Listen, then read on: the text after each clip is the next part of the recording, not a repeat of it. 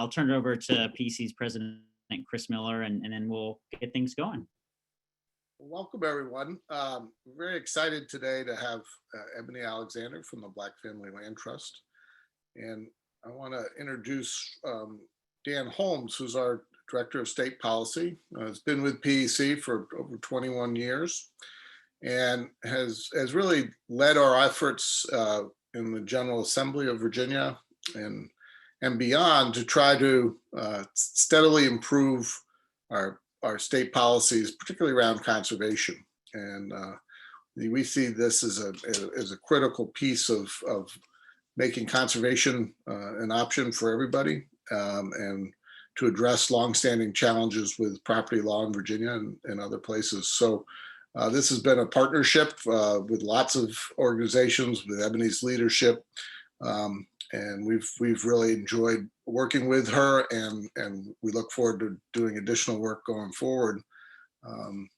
The partners include the Virginia Outdoors Foundation, the State Attorney General, Mark Herring, has been very involved, the Virginia Conservation Network, Virginia United Land Trusts.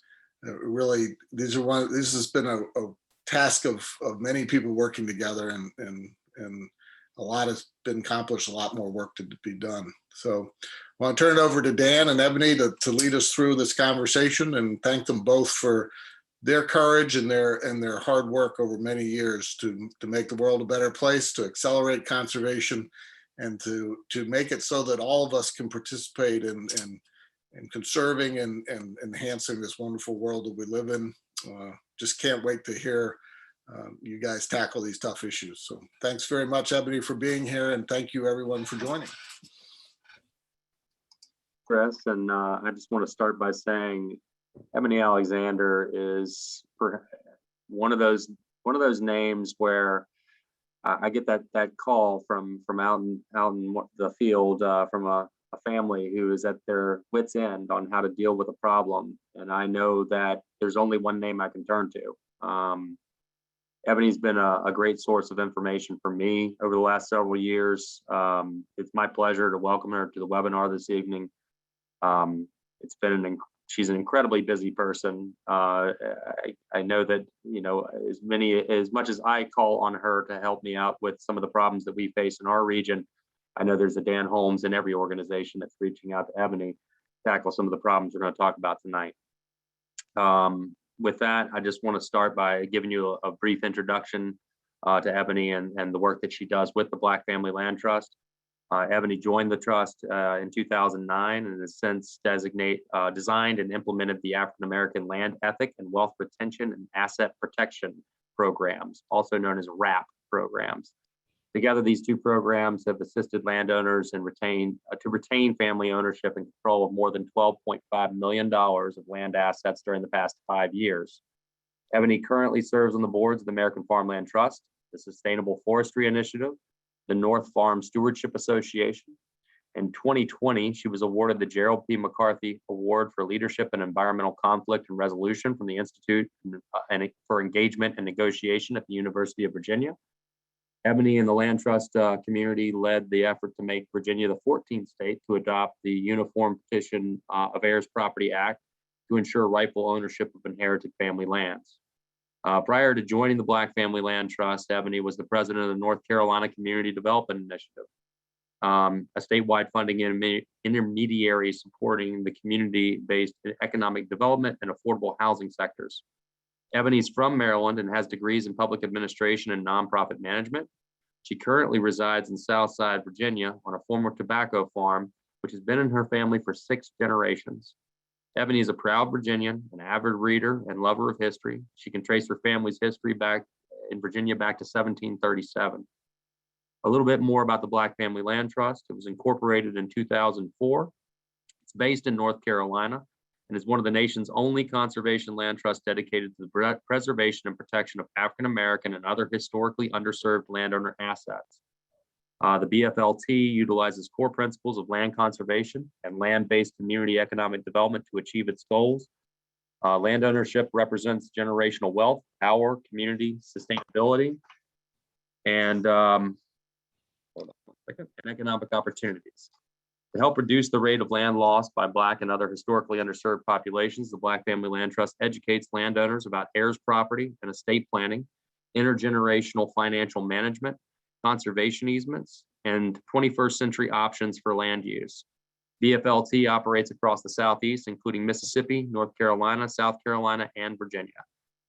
Before we start the conversation, I just want to remind everybody that please use the chat features to ask questions. We have a number of questions that were submitted beforehand. We'll try to incorporate some of these throughout the evening. These issues are complex, and I know we're only going to be able to scratch the surface here with the hour that we have tonight. But I hope you'll come away with a better understanding of some of the challenges and solutions associated with retaining and protecting Black-owned lands, as well as the plight of small farmers across Virginia. With that, I think I'm just going to go ahead and, Ebonie, if you're prepared, I think I'm just going to start asking questions. And one of the first ones I wanted to throw at you is, I know the types of calls I get, but I imagine you've had a lot more than I have. And I just want you to give us a couple of examples of the types of phone calls, the calls for help that you receive from the Black Family Land Trust, as well a few of the more interesting cases that you've stumbled across in your time at BFLT. Sure. Thank you, Dan. And thank you for having me this evening. And let me just say happy holidays to everyone. I am really starting to work myself into the holiday spirit. So thank you for this evening. I get I call them kind of three buckets of calls, maybe four. The first one is, both of my parents are deceased. Neither of them had a will. We live in New York or DC, and we have some land that my parents grew up on and were there, but I don't know what to do with it. So that means you have a family who has heirs property because the parents died without a will, meaning they died intestate. But then when you dig deeper, you find out that the parents are living on property that their parents owned. So now you're three generations or more into this property. The deed could go back to the early 1940s, 1930s. I mean, we've dealt with deeds that go back to the 1800s because that's what happens when a family dies without a will generationally. The last name on the deed in the courthouse is the name that we have to start, and we have to work our way forward from there. So that's one call. Another call, and I'll give you an example of that one, is that the family knows that it's heirs property, but their father or their mother or their father and his brother have been paying the taxes on the property for the last 20 years. And they now believe that this is their property, that even though they had other aunts and uncles and they had children and they have siblings, doesn't make any difference. My dad and my uncle have been paying the taxes, so this is my property. So we have to disabuse people of that. And then the other one, I think, is one of my favorite ones, is I just found out going through my mother's things that she owns some land in Virginia, and it looks like it's maybe 15 or 20 acres. And this person lives in Chicago or DC, someplace where the land values are different. And this land is in Brunswick County or Greensville County. And they say, we want to know what we can do with it. We want to sell it because we know it's got to be worth, at least $1 million, because if we had that much land here, we could do this, we could do that, and trying to convince them of the land values versus an urban area to rural Virginia is just one of the funniest things in the world. And I've heard stories about what happened to this land. I've never been there, but we want to sell this land because we know it's worth some money. And when you tell them, pull up the tax value, and the tax value may be $700 or $7,000, they're like, oh, something has to be wrong. They're just doing that to us. I was like, no, that's probably right. So those are the three that we typically get. And then the fourth one is one relative will call on another relative. My cousin was the executor of our grandfather's will, and she won't let us see the will, and she hasn't probated the will, and he died in 1997. Well, okay, well, that will's a little over 10 years old, and it's useless at this point. And then that creates this family dynamic. So let me give you some real world examples of some of the ones that I've dealt with. We've got a family that I've worked with in North Carolina for the last, oh God, at least 8 years.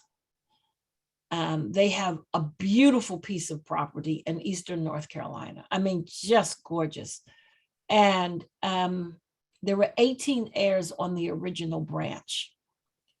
And of those 18 heirs, they produced another 170 plus heirs, because many of the 18 had 12 or more children as well. So when we got involved, we were 2.5 generations deep. Well, no, there were still 4 on the original branch. And then there were several that were 2 to 3 branches below them. And this is the family that taught me that people didn't understand what heirs were. The woman who contacted us said to me that she just needs me to come in and whip these people into shape and tell them that what she's telling them is right, because they don't listen to anybody. They think they know everything. And so I go to a meeting. First off, I'm irritated because I have to get up on a Saturday morning and drive 4.5 hours to get there. But I made that okay because it was at the beach, and I knew when I left, I was going to the beach. So I get there, we're in a church, and the family is there. And it was just incredible. So the one who invites me, introduces me, one of my colleagues from the land trust community was there as well. And she looks at me and does this. I'm like, okay, this is not going to be good. So following the introduction, she closed it with, and Miss Alexander is going to tell you that what I've been telling y'all all along is right. So now I'm set up. So when that happens, the family just starts to disintegrate. They're screaming at each other. They're yelling. People are being rude to their elders. And after about 5-10 minutes, I said, okay, stop. Just stop. How many people in here are first generation? And I explained what first generation was. And the woman who had invited me was sitting next to a woman who had raised her hand as first generation. And I said, well, what's your relationship to her? She said, oh, that's my mother. I said, your mother? She said, yeah. I said, well, you're not an heir. So here's what we're going to do. All of you people who didn't raise your hand, get out. Just leave now, so that we can at least begin to have a rational conversation. And half the room left because they all thought that they were heirs because their parent was an heir to their grandfather's property. We have been working with this family, as I said, 7-8 years. We have finally got all of the original 18 are deceased now over this period. The last one died back in August. And what I kept saying to them is, listen, we've got to get this resolved. You've got to put aside your differences, because every time one of your aunts dies, you get 12 more heirs. So you got to stop this if we can.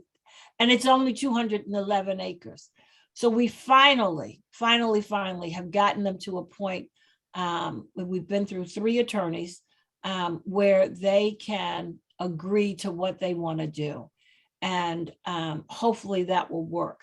Another example, people with powers of attorney who think that they still are in charge. You're not in charge. Once the person dies, power of attorney dies with them. I always say that if they could get a date and time stamp, they should put a date and time stamp on the power of attorney so people don't get confused. People get confused about what it means to be the executor of the will. And And then they want to pick and choose who they can allow to be a part of the family. You can't do that. Land ownership follows the bloodline.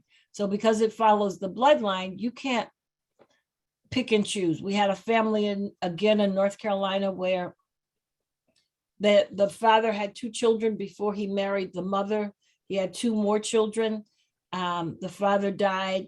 The 2 children he had with his wife decided that they didn't want to include the 2 children that he had had outside of the marriage prior to his marrying their mother. I kept trying to tell them that they had to include these children. Their father had 4 heirs. They refused to believe me. We refused to work with them. I will not work with a family if I know that you're going in a direction that's not going to be positive. So we didn't. And sometime later, they approached me and said that they had started this enterprise, this economic development enterprise on their property. And now the brother and sister that they left out are suing them for their share. They're suing them for their share of the land, their share of the business, their share of all the other assets that their father had. So that was a hard lesson for them to learn. And I think that people think the real challenge with some families, and that what we see is just not understanding what family is, if that makes sense. Because just because you married, and oh, I'll give you another one. This one just popped into my mind.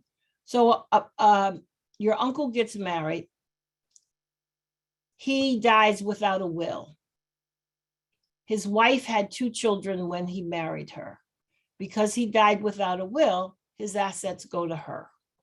Now your family's land is in control of somebody who's not part of your family by blood. And then that creates a whole nother dynamic. Just a whole nother ugly dynamic that could be avoided with wills. You'll keep hearing me say that. I'm going to go back to wills. We need wills. We need estate plans. And we need wills that make sense, not wills that say I leave all of my assets equally to my 3 children.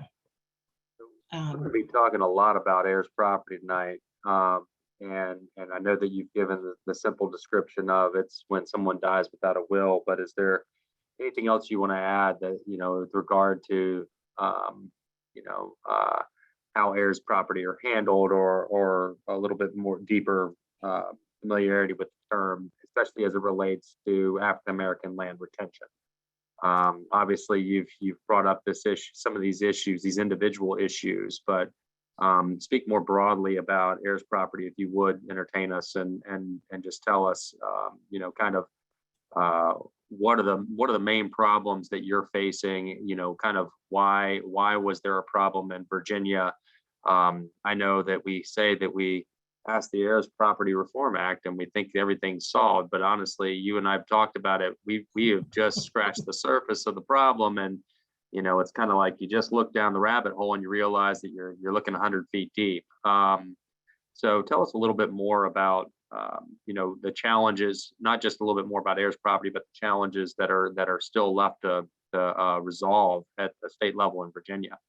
Now that we've gotten the first step, I'd say, taken care of. Well, actually, we have 2 steps because we passed HB 2165 this year, so we've gotten 2. So let me see if I can address this in a straightforward way. Heirs property simply is ownership in common. That's what the legal term is. In a family, it means so much more because families have connection to the land. I call it a spiritual connection to the land. And you'll hear me say a lot that you should make the land human. Treat the land like your children. The land can get on your nerves, your children get on your nerves, you just never sell any of them. And if you can take that approach with your land, you can begin to resolve the issues with your family around land. One is the hardest part for families to recognize about heirs property is that it follows the bloodline And two, that if you sell your interest or your share, then you've sold your children's birthright. That's another piece that comes up. I sell my share to my brother, and now my children and my grandchildren don't have access to the land anymore. They don't have any claim to it. People don't understand that. How we got here in the African American community, and I'll say, Dan, what I said when we were getting the bill passed last year. Heirs property is an issue of three things. It's a lack of resource to education, access to education, a lack of access to affordable, trusted legal services, and a lack of access to flexible capital to help you pay to resolve heirs property. It can be expensive. We estimate that it's between $13,000 and $20,000 to resolve a simple heirs property case here in Virginia. So and it doesn't have geography, ethnicity, gender, none of that plays into it. It's real simple. If you die without a will and you have a condo on Broad Street in Richmond, you've created heirs property. If you die without a will and you have 100 acres and I don't know, any county in Virginia, you die without a will, you've created heirs property. So that's as simple as it is, simply dying without a will. When we move forward from that, the other challenge that we have in the African American community is that for many years, African Americans did not have access to that trusted legal services. And then one of the things that has always struck me is when we first started working with the Virginia Bar, an older attorney said to me one day, this is really good, this relationship you have with the bar and this pro bono program. When I came out of law school, we were advising your people not to get wills and to leave their land as heirs property, because that was the way that they could assure that they would keep it. And I just thought that was something he was saying. I have since heard that in the African American community in Virginia and North Carolina and South Carolina throughout, where they had been advised, people had been advised not to have a will and just leave your land as heirs property, because your heirs would always have a right to it, particularly if they were living on it then. I'm not going to assign any malicious intent to any of that. I'm just going to say maybe people thought they were doing the right thing. I don't know. But having said that, land loss in the African American community has been just an awful tragedy. Somewhere between 1910 and 1920 was the height of land ownership in the African American community. And between the 1920s and the late 1990s, early 2000, as a group, we lost 97% of our land assets. That's a lot of land. Staggering. And the land was lost by a number of things. One, it was heirs property. People left their land. A family that we work with in Vermont, their families from Louisiana, the family learned that there was oil on the land and they were literally burned off of their land and left under the cover of darkness. And Mrs. Clemens, who's 98, was an infant. She was a babe in arms when her family left. But from hearing her parents tell the story, when she talks about it, even at 98, she tears up and she gets very emotional about it. We know that there were unscrupulous practices on the part of some banks. Virginia had mysterious loss of whole deed and record books or pages that recorded where African Americans owned land just kind of up and disappeared. There were mysterious floods and fires that only seemed to burn certain records, not all of them, but just certain records. Then we all have heard about USDA and its practices. And I'll say this in USDA's defense, they've owned it. And I think they're trying, but it's a bureaucracy, and bureaucracies don't change overnight. It didn't take a just 3 or 4 years to get that bad. That's decades of bad. And it's going to take decades to get through it. But they've paid out 2 Pickford claims. USDA has paid out 3 discrimination suits. One, the 2 Pickford claims, Love Garcia, which was women and Hispanics, and Keep Siegel, which was the Native American discrimination suit. So it's paid, and I always say this because this is just baffles me. USDA has paid out billions of dollars for discriminatory practices, but nobody lost a job. Think about that for a minute. Nobody lost a job. If any of us in our employment did something that was so egregious and illegal that cost our companies money, we would be fired immediately. So I that always bothers me when I talk about this. And then there were just, because people walked away from the land, the counties just took the land.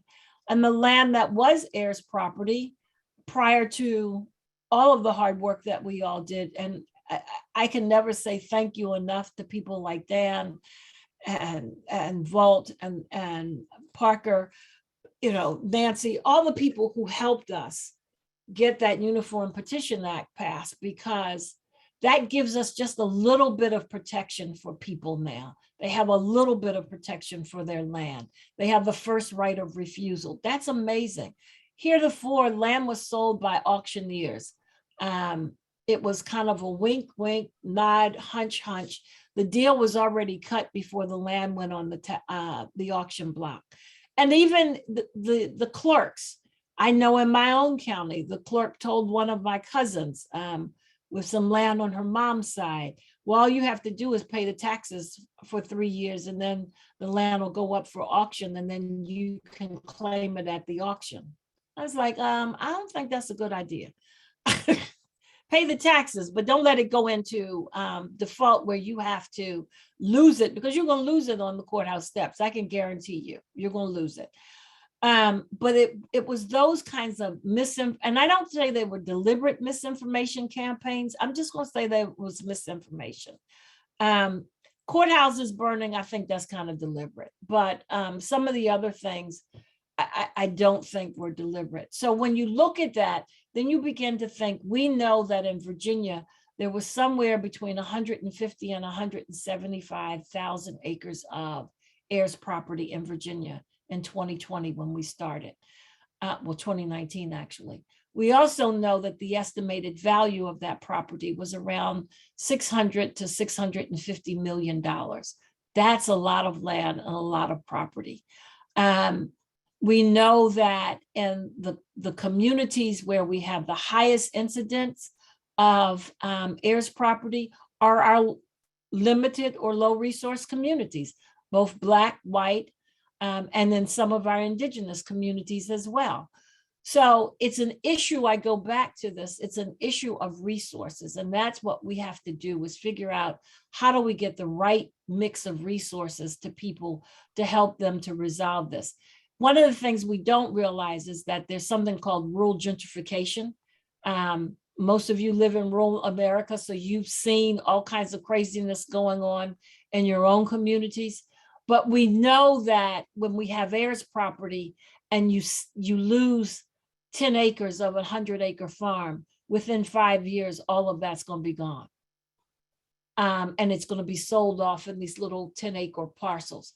We've got to stop that. So one of the things I hope we can do with the work that we're all doing is help people figure out how to hold on to that land, keep it as a solid unit. And then also community destabilization begins in rural America when you start selling small parcels of land. So Ebonie, I know the challenge, again, finding trusted legal representation. You and I have chatted on this issue many times, and matter of fact, I've called upon you to help me with some families that have reached out to us in our region related to heirs property and finding good legal representation. Obviously, there aren't enough pro bono attorneys to pick up the cases that we have, the backlog that are there. But with regard to the tools that are available right now, what are some of the programs and tools that we have in Virginia that landowners have at their disposal to help with this issue, conservation and more generally, as well as retention of lands? But in your estimate, what are what should we be focusing on as far as new tools to be bringing to the table? So at first again, what is there in the toolbox now, and looking forward, what do you think a couple of the most critical tools that we need to secure in the upcoming years? The very first tool we need is access to trusted legal services. The BFLT has a pro bono program with the Virginia Bar Association or the Virginia State Bar. And we have about 20 to 25 attorneys who are willing to work with our clients to help resolve heirs property. However, because heirs property can be so complicated, unless it's a very simple case where your parents died this year and they died intestate, you and your siblings agree and you probate the will and go through, it's very difficult for us to get attorneys who are willing to work on the complicated ones, where we have family dynamics, where we have family members fighting family members. I won't say fighting, family members working against each other. So that's the best thing. And I've been in conversations with several of the law schools to see if they would be interested in doing law clinics. But even law clinics, because of the complicated nature of heirs property, can't take on those cases because they are so expensive and they are can be so lengthy to resolve. I'll give you an example.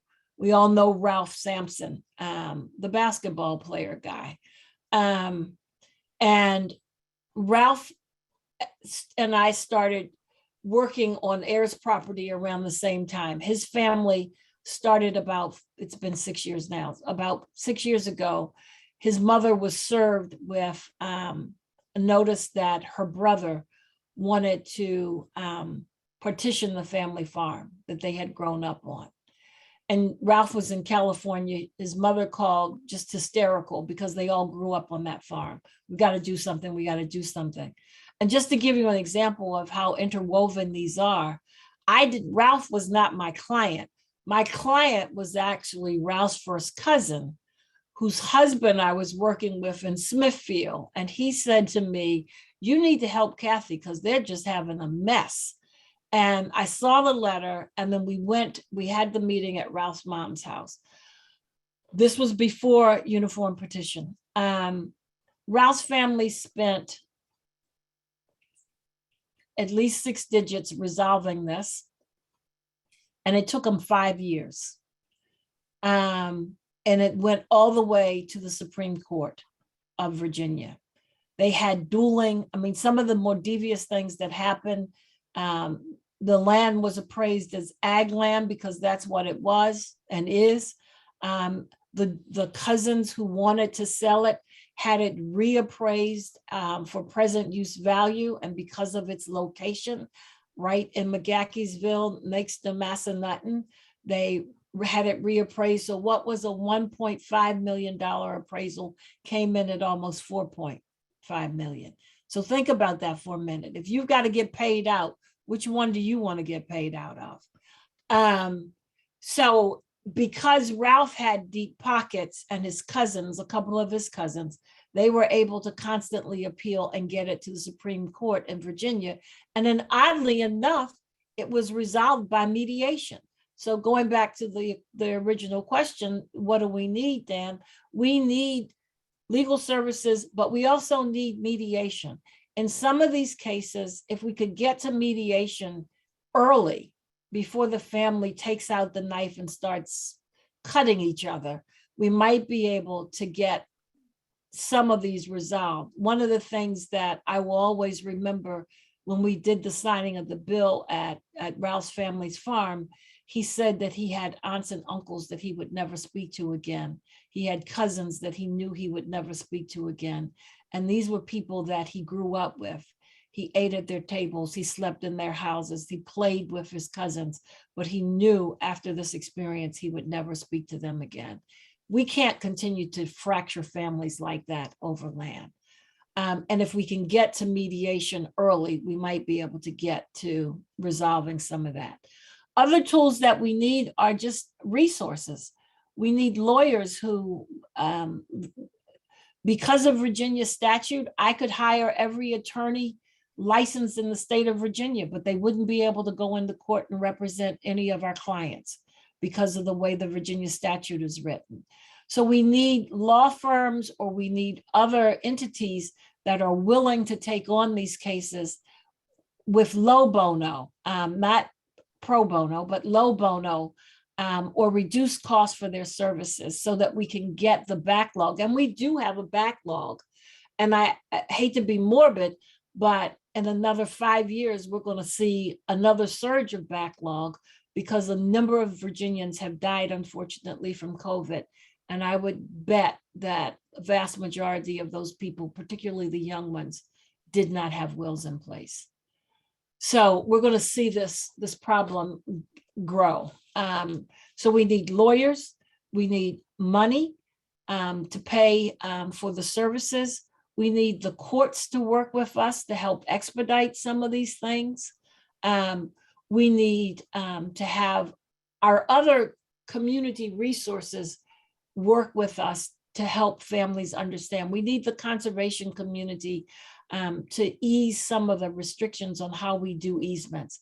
You know, I've been trying to convince USDA now for at least 9-10 years that if we could do an easement, which when I started out, it was FRPP, but now it's an AL easement. If we could do an easement on heirs property, once we've identified all the heirs, and then use the proceeds from the easement purchase to buy out those who want to be bought out, and then help those who want to retain the land, keep that land, put it into some sort of entity, a land trust, an LLC or something, so that they can keep that land as a performing asset for that family. We've got to start thinking out of the box a little bit more. We're not going to be able to solve, 21st century problems with 18th century solutions.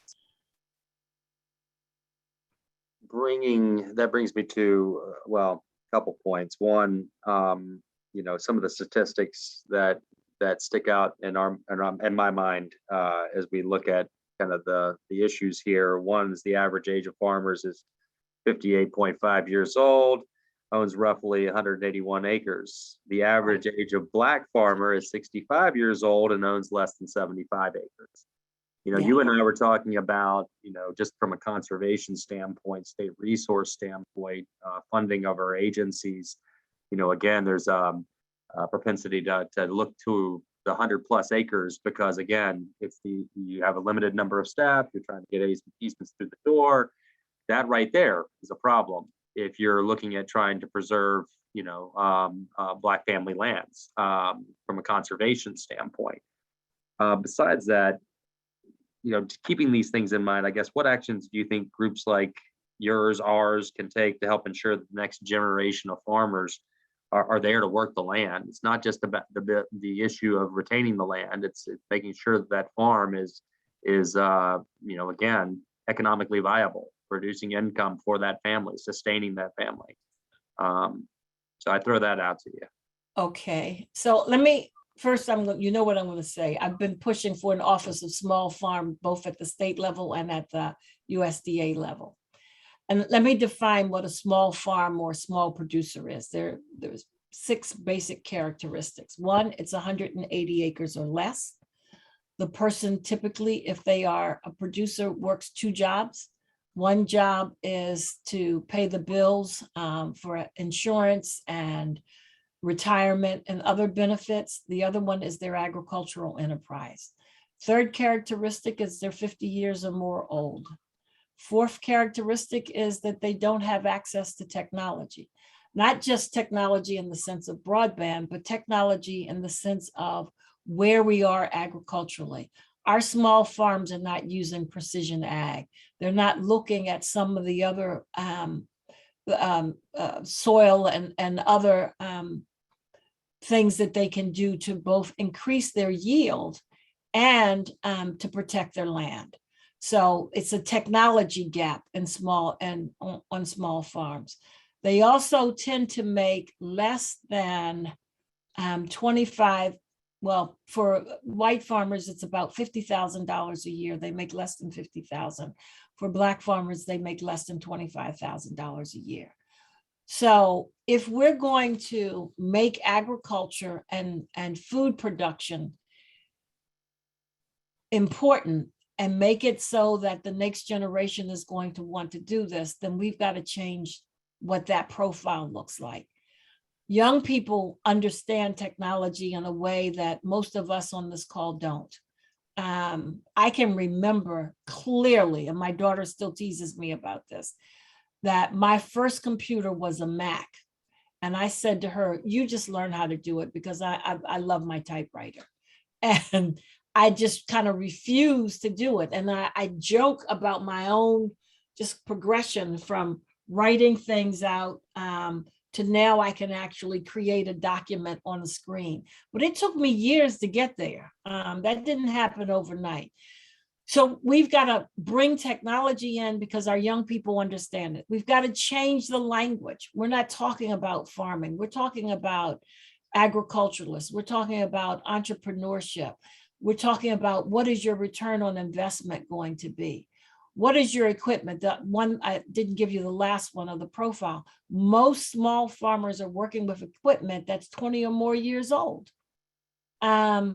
And really, it's around 40 years old. I can't tell you the number of small farmers I've spoken with who have tractors that are pieced together from 6 or 7 other tractors that somebody is a mechanic and they know how to keep them all running.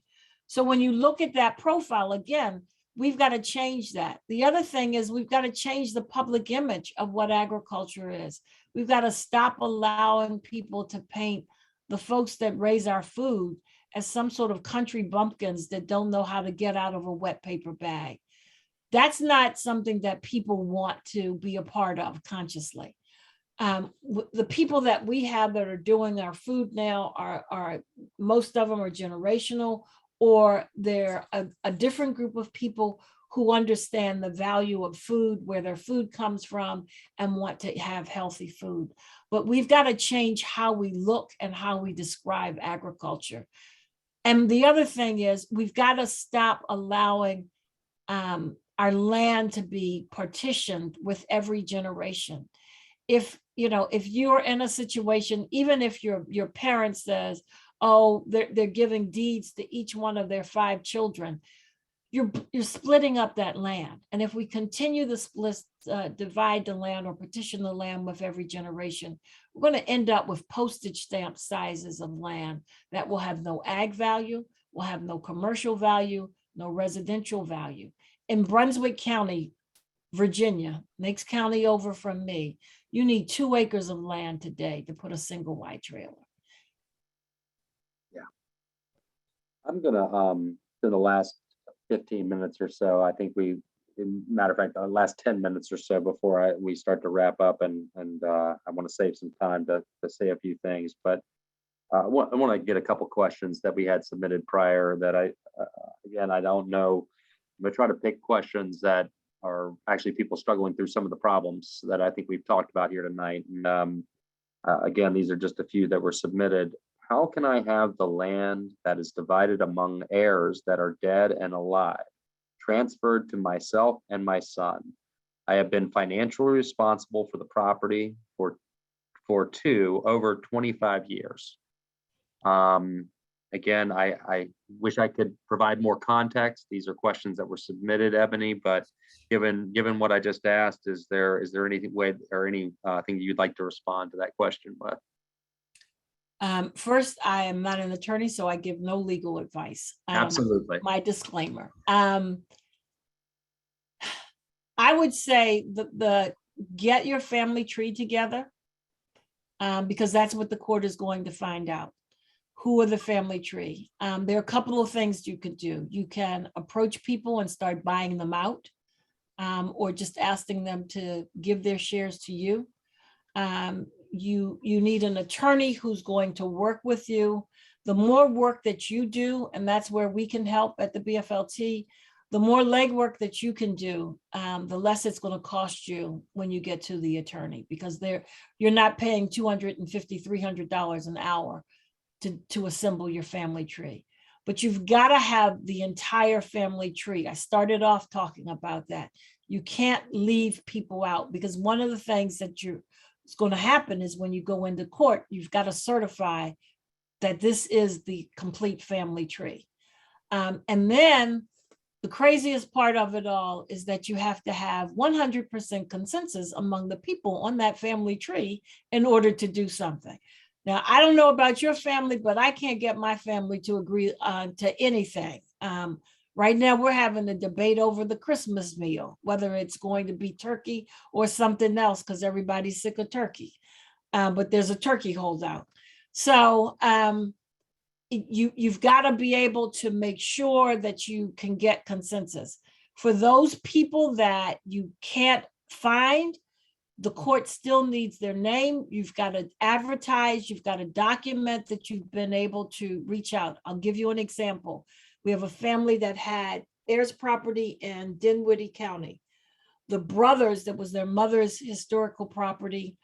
Her parents are buried on that property, and she made them promise on her deathbed that they wouldn't lose the land where her parents were buried.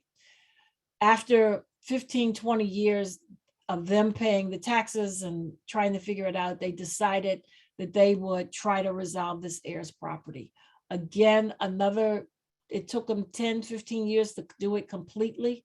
They have several heirs that never responded, that the court set up escrow accounts for, because they had to buy out people that didn't want it. But the good news is, and Dan, this is music to your ears and mine, it's a century forest. They've been designated as a century forest by the Department of Forestry. They put the land into an LLC, and now the LLC is forming a trust to hold that land into perpetuity for that family. It's about 90. And that's the other thing that's always interesting. You have the deeds that were done in the late 1800s, early 1900s, are just some of the funniest deeds in the world. I mean, the marker posts are just ridiculous. Mr. Jones's fence where his cows are. Well, okay, all of them are gone. Mr. Jones, the fence, and the cows. But when we do the GPS boundaries for when you have to do the survey, we're finding that land is shrinking. In this case of the Dinwiddie family, they have been paying taxes on 94 acres, only to find out that it was only 86 or 87 acres. The municipality said, oh, you've overpaid us, but we can only reimburse you for 3 years. So all of those other years that they paid taxes on land that they didn't own, it just went into the coffers of the county. So I hope that answers the question. I think it does, and I apologize that I'm having issues with. We are a conservation organization, and we have lights that cut off if there's no movement in the room. And obviously, I'm not moving enough. So if you've seen me jump up a couple of times, yeah, well, I knew what that was. I blame it on trying to be, energy conscious. No, I know exactly. I have it in all my closets and in my pantry. And there's nothing like standing in your closet trying to match things and the light goes out. Unfortunately, there's a large filing cabinet between me and the motion sensor. So that is the way this works. So I apologize. But back to the questions. I think we have time for a couple more. One of which, this is coming from Texas. But again, I read the question and it made me think of issues that we all face here in Virginia, which is, we are an African-American family with a 175-year-old family farm, that is being threatened by a highway expansion that would be the second eminent domain taking since 1968. We are also being forced to hold accountable the multinational real estate developers who otherwise surround us. They have blatantly taken our heirs' property. What resources can you suggest for our family? Wow, what state are they in? This is Austin, Texas. Pray. Let's say we we do have a counterpart in Texas that I could. Well, actually, you know, you're in Texas. I would reach out to Thomas Mitchell, who is the author of the heirs property for UPH. Thomas is at Texas A&M, and I know they have a law clinic, and I would reach out to him. That was actually very helpful and very easily answered. Let me get back to last question that I have here. Let's see. There was a question that was entered into the chat, and I want to flag it. Let's see here. I'm looking for it. Where did it go? I'm looking at the chat. There are a lot of them I'd like to answer. Thomas Mitchell is unreachable. He has a law clinic. So all you have to do is call the law clinic, Rosalind. Actually, this one is from Rosalind as well. She said, what happened to the 67 million USDA pool of loans for heirs property resolution? That money is loan money. I would not recommend that anyone go into debt to resolve heirs property.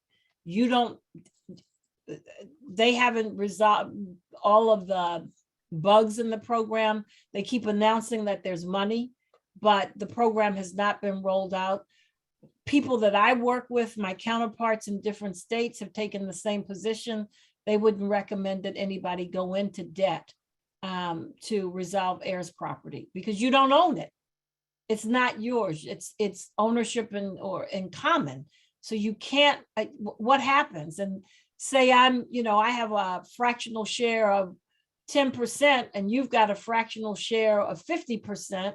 I take the debt out. I go into debt, and we can't resolve it. Now I'm responsible for the debt. Or if I default on it, does that mean you lose your 50%? So there's a lot of unanswered questions in that. I think it was a good attempt, but I don't think it's been thought through completely. And Ebonie, I do want to end with a question and as well as a suggestion for the people attending tonight. But looking at before we get to that last question, I do want to say, looking towards this session, I know we're going to be pushing a bill that we're hopeful is going to be helpful. It's looking at land use valuation tax, making that available to those that are involved in heirs property, so long as the majority of the heirs are in favor of entering into that program. And again, trying to alleviate some of the tax burden associated with retention of that land while the heirs property is addressed. But are there any other things that are coming up this session that you wanted to point to, or conversations that you'd like to go ahead and jumpstart with some of our legislators as we look forward to January and the 2022 session? I'd like us to do something about the power of the clerk of the court. The clerks have as much power as the judge. And we have seen where the clerks have given people bad information. And because most people don't understand the legal system, they take that information as being correct and they act on it, and it's not the right information. I would like somehow, and I don't know what that looks like, Dan, so don't ask me, but we need to do something to train the clerks, or to at least let them understand that they're not attorneys, they can't practice law, so they can't give legal advice. And I'll say that. I just want to make a plug though for HB 2165, which was passed this year. And HB 2165 gives municipalities guidelines for how they can sell heirs property for delinquent taxes. So they can no longer just carte blanche sell the land because it's heirs property and the taxes haven't been paid. If you are a member of that family, that heir chain, and you can prove it, they've got to work with you to pay the back taxes and then help you to resolve the heirs property, the ownership. Those are two key points, because that was another way that land is lost, through back taxes, because Virginia does not have a legislation that would allow you to redeem property after a tax sale. That's something that I asked before, is if we could get some legislation that would give a family 12 months after a tax sale to be able to redeem their property. Because once it's done, it's done. And a lot of times, particularly now, people are struggling in so many ways.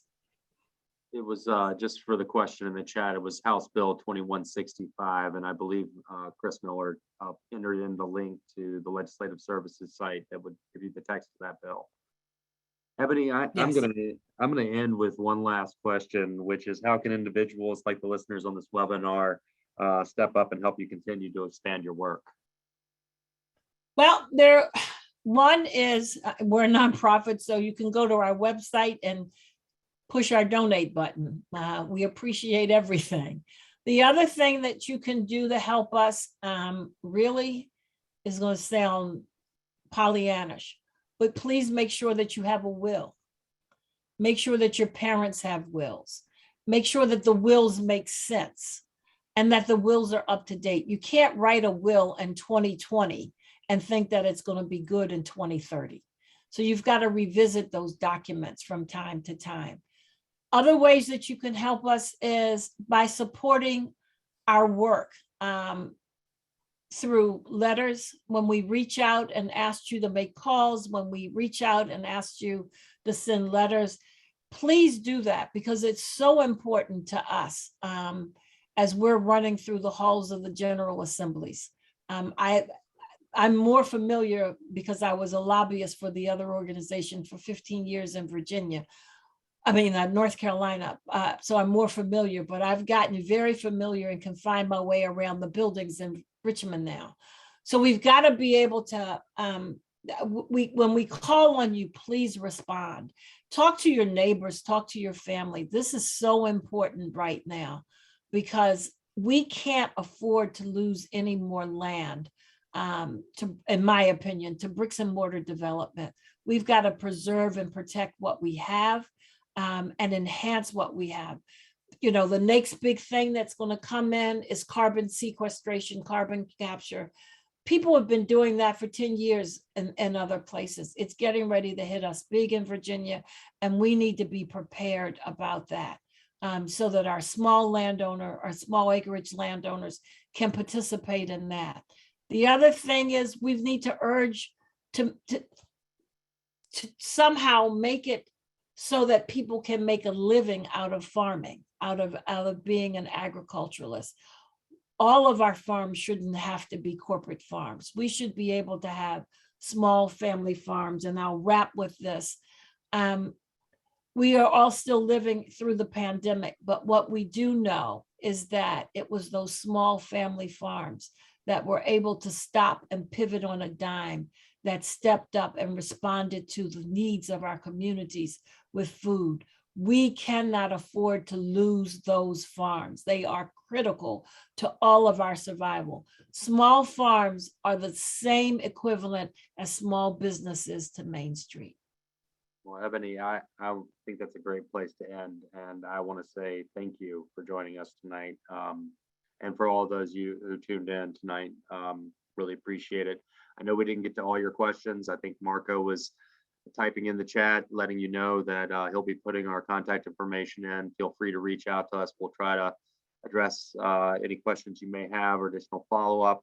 I often think of how much I could get accomplished, Ebony, if I had a cloning machine and I could clone myself. I tell you right now, after this talk, I really want to clone Ebony. Alexander 50 more times, because we could definitely Please don't. Well, again, really appreciate the time that you spent with us here tonight. I do want to end by saying, Ebony and the Black Family Land Trust, they're a small staff and are doing amazing work. I really want to, I know that you're inundated with requests for help. But I strongly encourage those that are attending tonight to make a donation to Black Family Land Trust and support their work. And as Ebony said, get involved, speak up when you're called upon. There's a lot more work to do on this issue, and I know we've just started to scratch the surface as we've indicated here tonight. So thank you, everyone. And on that note, thank you so much for joining our end of the year quarterly keynote. Bye-bye, and happy holidays to everyone, and please be safe. You too. Absolutely. Ebony, thank you so much, and thanks to everyone for joining. We look forward to staying in touch with folks, and we will be sending out an email with a video of this event and some additional resources that if you have suggestions of additional information we ought to include in that email, please feel free to forward it to Marco, and we'll get it back out to everybody who's on the call.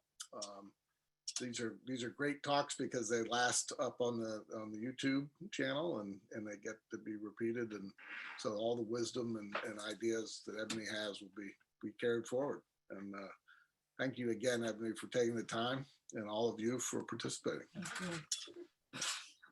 Please